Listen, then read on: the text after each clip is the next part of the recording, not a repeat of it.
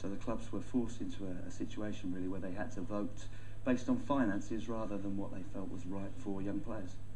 Tony, do you think a thriving academy system is what separates Premier League teams that we have in this country, that of Barcelona and the like? Well, obviously, as Steve said, I don't think that the Premier League have got it all right. You know, there are some very good Football League clubs that run good youth systems and, in a sense, academies, and have produced good players. I mean, Steve from Crystal Palace, I mean, a healthy area, always produced good young players. Watford have done the same, and there's lots of Football League clubs that have produced young players. I'm a great believer in it because I think that one of the big driving forces behind my support was the fact that we could get longer access to the kids and coach them longer. That meant us taking care of their education and that education side. But certainly, there's no monopoly with the Premier League that they've got it all right. There's some good work going on down below the Football League, below the Premier League in the Football League. How is it going to directly affect clubs on the ground on a day-to-day basis, Steve? How does what's being implemented here going to affect them? Well, if you look at a couple of examples, we managed to get 750,000 for John Bostock at Tribunal. We would get 130,000 for that player. I think there's a player at Milton Keynes at the moment. Chelsea have offered around 2 million, and they would get the same amount of money. So that's a massive amount of funding that we won't have for our academies. Our academy costs us £1 million a year to run. So we need to either be bringing players through to the first team and thereby saving us money from buying other players and paying other players the kind of journeyman type salaries that we would have to pay, or we need to be moving those players on to generate money for the academy. And clearly that will be difficult to do. I think the things that are important here, the devil is in the detail.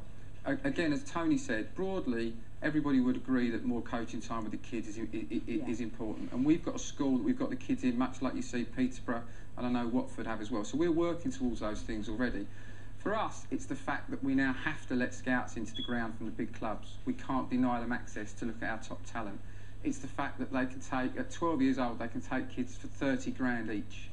So they can swamp their academy with our best kids, thus giving them the best chance of finding players themselves and reducing their transfer bills, which is what they want to do. So we'd like to see some of the rules just change slightly so that we've still got a chance for our fans to see our homegrown players. We're trying to reconnect our club with our community.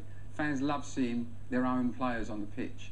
And unfortunately, they're just not going to see that in the future if these rules carry on the way they are. I suppose as well, one of the fears would be, and it's certainly what Barry Fry at Peterborough has spoken about, but whether some clubs will have to pull out of having youth systems and academies altogether. Certainly, I think that could well be the case. If all of the best talent is filtered up through the system to the bigger clubs, then the smaller clubs, there'll be no point in them having a system anymore. They won't be able to develop the players that are going to end up feeding their first team or potentially going on to play for the bigger clubs at a later stage and bringing some revenue for the club to keep them as a sustainable business. I think a notion that gets, or a phrase that gets used a lot at the moment is that the best players must play at the best clubs.